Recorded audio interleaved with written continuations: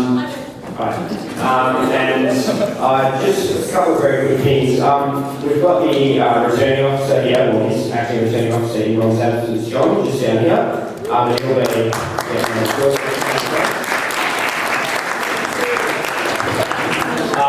and he'll just be sort of monitoring what's going on. So on that note, let's just keep in mind that it's not mock parliament and let these candidates have their say. And finally, just a really big thanks to Angus and Tim and the rest of the Politics Club for putting this together on reasonably short notice. It's the first time for a long time this being a presidential debate, and hopefully it's the start of a long tradition. So I'll just hand over to Angus. A big round of applause for Angus and Tim. Thanks.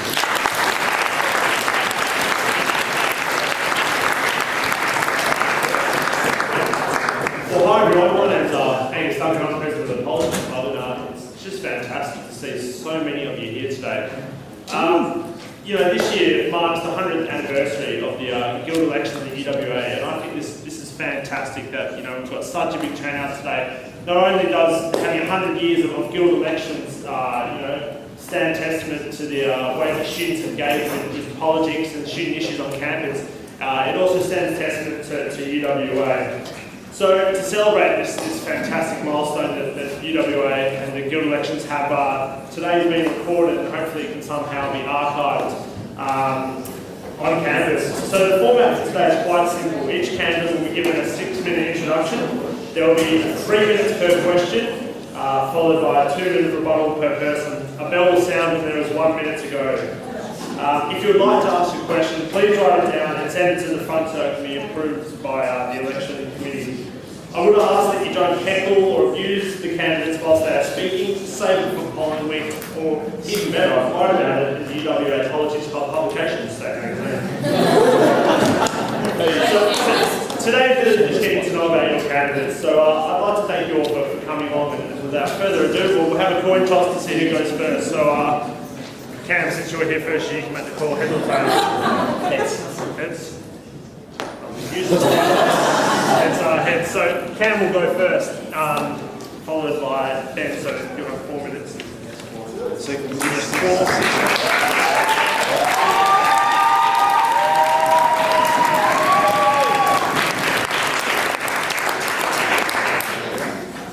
Hey everyone, to start with, can I just say what an honour and a privilege it is to run with the Start 2013 team this year. The Guild is an organisation which can do so much for students, and it's so close to my heart, whether it's improving the way the university runs courses, helping students pay the rent when they're having a bad week, or making sure that our campus life is the best in Australia. However, over the last year, I felt let down by our Guild. The normal politics that we see in elections has intruded into the day-to-day running of the Guild. If you look at our flyers, however, you'll notice that our candidates are not your normal breed of Guild hacks.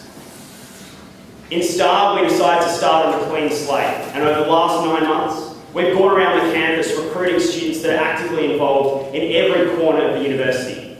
They are positive, they are passionate, they are active, and they're dedicated to making a change next year. And every day when I walk into the room and see all of the STAR candidates, it literally is the proudest moment of my life. And I'm so honoured to see a sea of green in the front row. So you're probably wondering what it is that a STAR Guild will do for you in 2013. The first thing I want to mention is that education is our #1 priority. I've sat on Education Council for 4 years and was elected as Vice President of Education Council in my first year. I've been a president of the Blackstone Society, I've been involved in faculty societies, and I'm passionate about getting involved in education on all 3 levels: the faculty level, the university level, and the national level. I know what the issues are with everything from new courses to making lectures downloadable and recordable. And more importantly than anything else, I will fight at a local and national level to make sure that all new course degrees maintain 100% Commonwealth supported places. Next year we're going to see a change in government. Whether it's a coalition government led by Tony Abbott or a continuation of the Gillard Labor government, there will be big changes to education. The current administration administration has said that next year they will review the agreement they have with the university. The Juris Doctorate, the new master's courses for engineering, medicine, dentistry, architecture, all of them are currently 100% Commonwealth supported places. That could all change next year, whether we see a new government or not.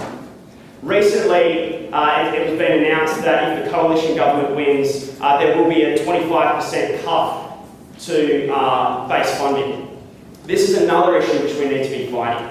Now, how do we fight education? That's the question you're all asking. Am I just up here in the front gas bagging for no reason? All our actions actually have a real impact on the way you are involved in your university course. At the end of the day, it will, because we need to fight on all three levels. We need to fight on a faculty society level, using faculty societies to meaningfully engage with students. We need to fight with the university and make sure that when the Vice-Chancellor says something pro-student, it filters down on every level. And more importantly, we need to be a part of national bodies. We need to be a part of the National Union of Students, and we need to fight.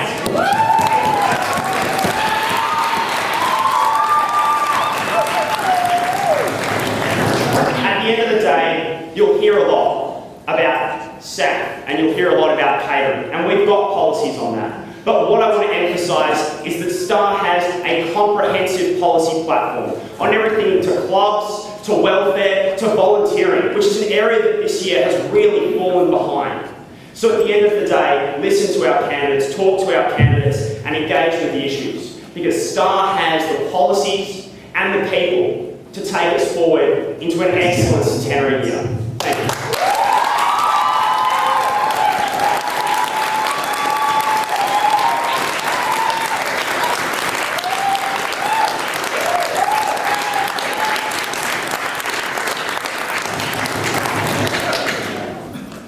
Good afternoon, everyone. It's great to see so many people out here today engaging with their guild. This year, I've been privileged to be the Vice President of a Liberty Guild that has done more for students in 1 year than any guild in the past few decades. I want to take the next step and be your guild president.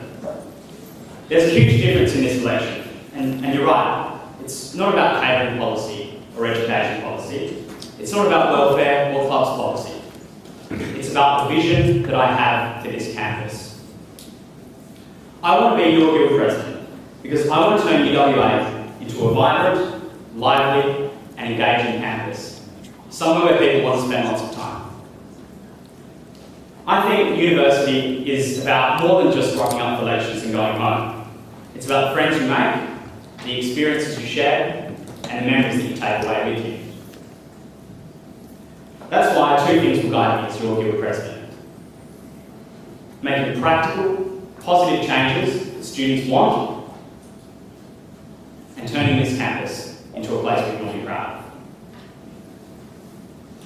The process started this year under the first Liberty Guild, but let's go further. There's more that I want to achieve. This year, Liberty ended the guild monopoly on catering on campus and brought you Rocket Guild. Liberty supported clubs and societies by doubling their funding. Liberty made sure that more of your lectures are recorded. Liberty brought you the tech exchange so you can buy and sell your books flexibly without paying a commission. This year, Liberty provided you the opportunity to de-stress by giving you free yoga classes. This year, Liberty tried to empower you by making you feel safer on campus by giving self-defence classes. We supported colleges by establishing the residential students department to help them feel more connected with the main campus. We helped international students by bringing them a migration officer to help them with their visa applications, and the list goes on. This is what we were able to do in just 1 year. Imagine what we could do with another. As your guild president, with a strong Liberty team behind me, I will deliver the things that you want to see. So many students have told me that they don't eat on campus, or if they do so grudgingly. People have told me that the food is poor quality and it's too expensive for what it is. My plan is to bring independent outlets on campus and have them compete for your business. This will give you more choice and the competition will give you better prices. How good would it be if you could meet up with your friends in between classes, and you all have the choice of the different foods you're craving. You can have that next year if you vote Liberty. So many students have told me they don't like being forced to pay the service and amenities fee. When it was voluntary, I still paid it, because I recognise the things that a guild could do. However, not all students can afford to pay, and they should have the liberty to choose not to.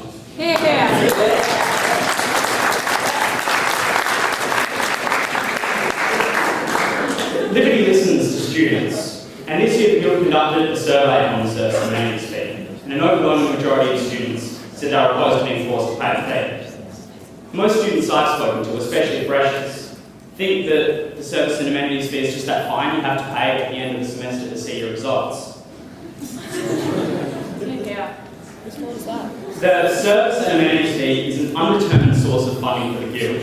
It's not consistent, it's not guaranteed, and we don't even get all the funding that the university collects. At the moment, the Guild is relying on the university to distribute those funds. That's why, as your Guild president, I will make responsible financial decisions. I don't want the Guild to be held ransom to the university. So I'll work to give the Guild a reliable revenue stream through initiatives such as rent from independent catering outlets and external corporate sponsorship. That is the future that I can ensure for a thriving Guild, regardless of the service and amenities fee.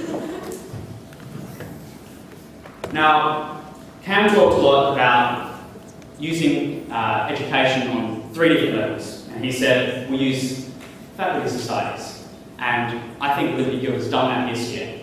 We took money that was previously given to the National Union of Students, and we spent that money here on campus.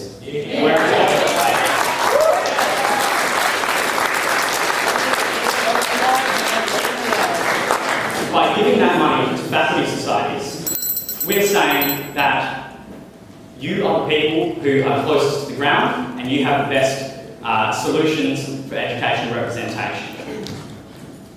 So, representing on a national level, well, here's why I don't want to give aid to the National Union of Students. Because for 15 years, Star were taking nearly $100,000 of your money each year and giving it to students on the East Coast, and I don't think that's fair.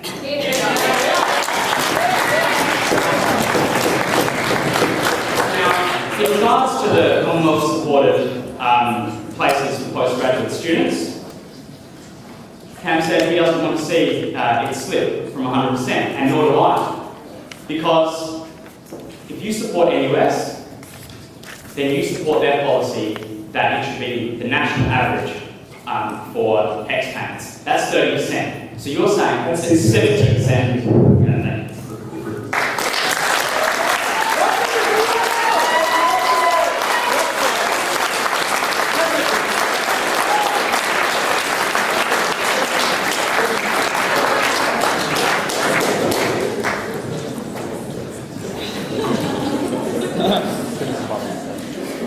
Okay. I'm going to deal with 3 things in my 2-minute reply. The first is going to deal with some of these issues that you've heard from Ben about better food on campus and about reforming the student services and amenities fee. I talked earlier about how politics has intruded into the everyday running of the Guild, and this is exactly what I mean. For the entire year, and throughout this entire campaign so far, Liberty has acted like it's in opposition. Food isn't good enough on campus. Guild catering is poor quality. Well, Ben, you ran Guild catering this year, so why didn't you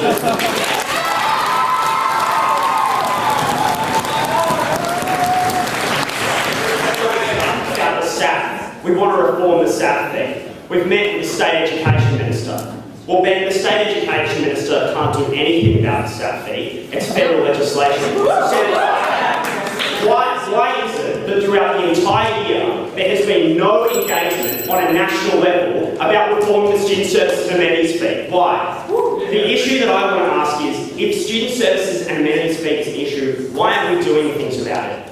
If there are med students doing crack up in Port Hedland, let's give them a textbook voucher. If there are college students who feel like they aren't getting their money's worth from the Guild, give them their money's worth. Instead of running a $350,000 surplus, spend that money back on the student so that when they pay $100, they're getting $100 in return. We can sit here and we can whinge about the SAP fee. We can whinge about how this isn't fair, or the university controls the money and the guild should control the money. And that's fine. But at the end of the day, what you need is action.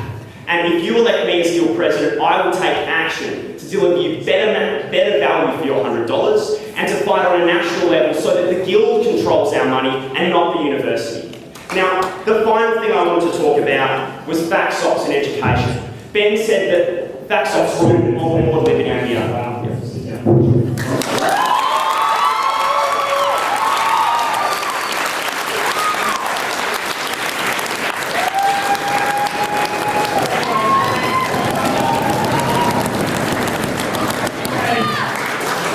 Very exciting election to where please calm down.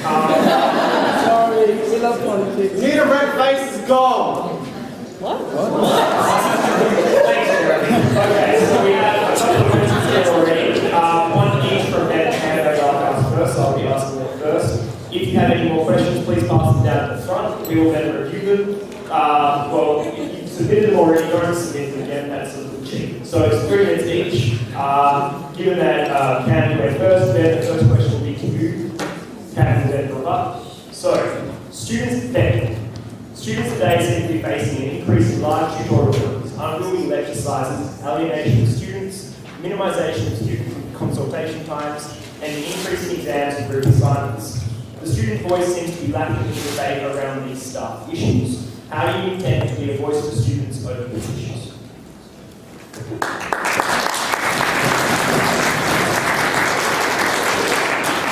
I think that's a great question, and I commend whoever it was that presented that for us to talk about today.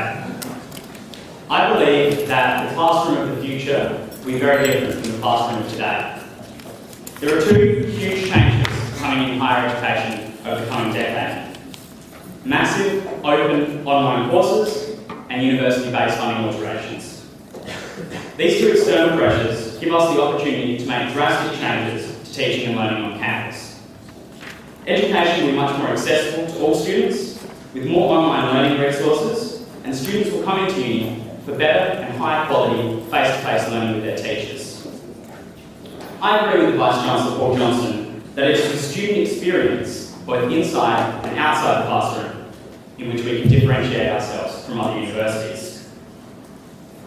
That is the future, and that is why Liberty has lobbied for and will continue to lobby for more online resources, more lectures online, and more lectures downloadable.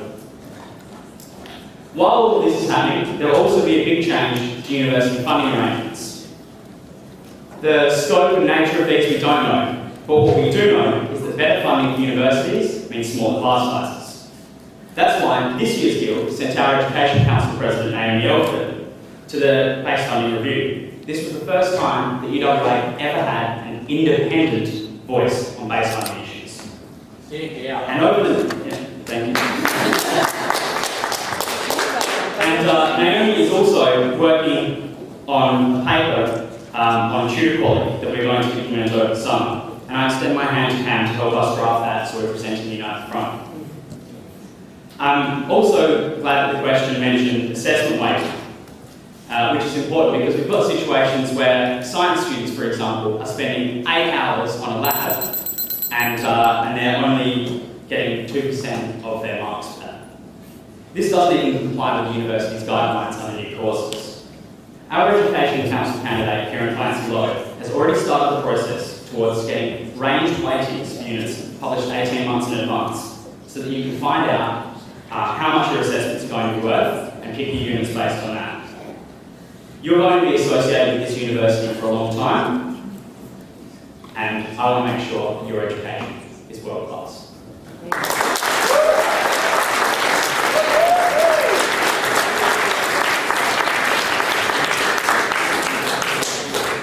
I'm going to start by saying that, unfortunately, I do not share Ben's optimism about the future of education.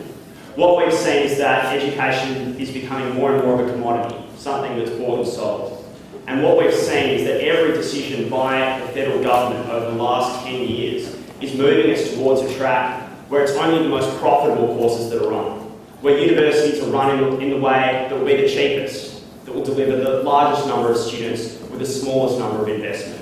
And that's a really big problem for the liberal arts, for the sciences, for education, and it's something that our university needs to stand up on. In terms of some of the more specific issues, I was saying earlier, and unfortunately I ran out of time, that one of the most important things is to do things at a faculty society level. How many of the 23,000 students do you think have any idea what that guild is doing on education? How many average students go and talk to the Education Council President? It's very, very few. If we want to get serious about improving the quality of education at UWA, if we want to address big class sizes, if we want to get our lectures downloadable and recordable, we need to work through the faculty societies. And Ben, I've got a question for you.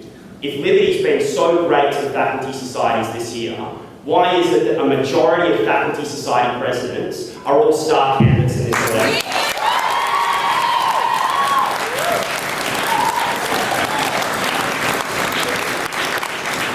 The average student doesn't walk into that guild building. They talk to their friends. They talk to WOMs or Blackstone or Ecoms. They talk to people that they know on a more local level. And what the guild needs to do is link up with students and get rid of that disconnect. We need to reach out and engage, and that's what we're going to do. Now, in terms of some of these issues with national advocacy, we have to realise something. Naomi's worked very hard this year, and putting it in independent submissions is great.